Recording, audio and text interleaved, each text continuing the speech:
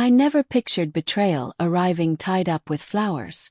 It happened on a Thursday afternoon, the kind of ordinary day that suddenly turned sharp at the edges. I had a client meeting at a downtown restaurant, the kind of upscale fusion spot where the air always carried a whisper of basil and warm wood. I arrived early, as I tended to do, and lingered near the host's stand, letting my eyes sweep the room out of routine. That's when I saw her, Rachel. Her hair hung in perfect curls, falling over her shoulders in that effortless way she always managed. She wore a white dress, the same one I hadn't seen in months, the one that hugged her hips just a little too well for what should have been a business lunch. She was seated at a small corner table, the kind made for private conversations, her laughter spilling through the room like a set of wind chimes. Opposite her sat a man, tall, sun-kissed, with a polished haircut that belonged in a magazine spread.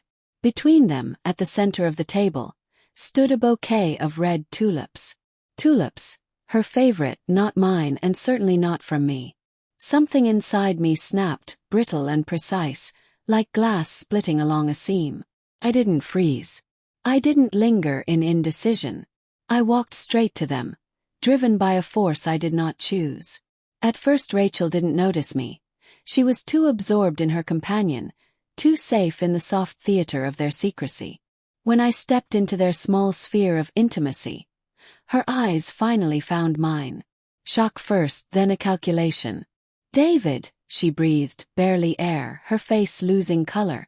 I didn't shout. I didn't create a scene. I looked at her, then at the flowers, then back at her. With a pressure in my chest that felt almost physical, I said exactly what needed to be said. "It's over." 3 words, cold and absolute. I turned and left, leaving her statue still, leaving the man blinking in bewilderment, leaving the candle between them catching the faintest breeze as if hope still whispered there. I strode to my car, slammed the door, and sat with both hands clenched on the wheel until my knuckles went white. My heart pounded like a drum in my chest, a relentless, accusing rhythm. I watched the glass facade of the restaurant through the windshield, foolish perhaps, waiting to see whether she would come after me. She didn't. She stayed inside, likely drawing closer, whispering explanations and excuses, turning me into an overreaction, a misunderstanding, a chapter she was not yet done with. I drove home in a daze, my thoughts scattered, my pulse uneven.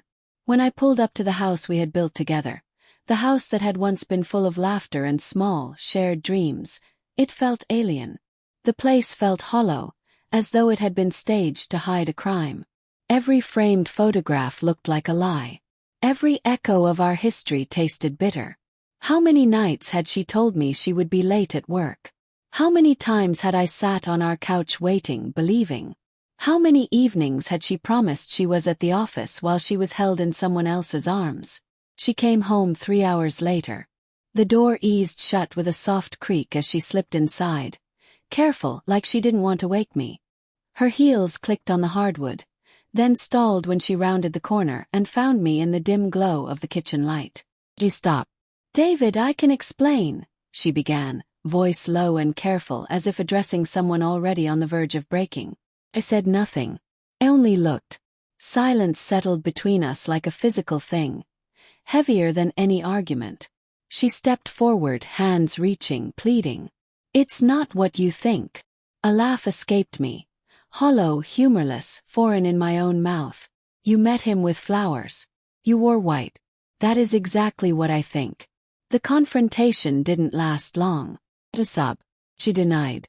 She pointed at distance and stress and endless workloads. Anything but the truth. When I asked how long it had been going on, she didn't answer. Her silence said everything. I told her to leave. She didn't go right away. She spent that night in the guest room. The next morning she texted from the hallway. "Can we talk?" I didn't respond. Instead, I opened my laptop and did something she never expected. I started to dig. Through emails, messages, cloud backups, every digital trace she had left behind. What I found was worse than I had feared. Not only messages but photos, reservations, weekend getaways disguised as business trips, late-night office dinners that were really candlelit meals under assumed names. I didn't confront her then. Not yet. I let her believe I was coping. I went through the motions, to work, to silent dinners, forcing a few half-hearted smiles where smiles had once come easily. She mistook my quiet for forgiveness. That was her miscalculation. She began trying harder, cooking the meals I liked, suggesting movie nights, asking to talk. I nodded and said I needed space. She believed it. She thought she had a reprieve. People like her mistake silence for surrender. They confuse stillness with indifference. Then fate intervened. Lydia, someone Rachel knew, reached out unexpectedly. She'd seen them, Rachel and Kyle, at a hotel bar.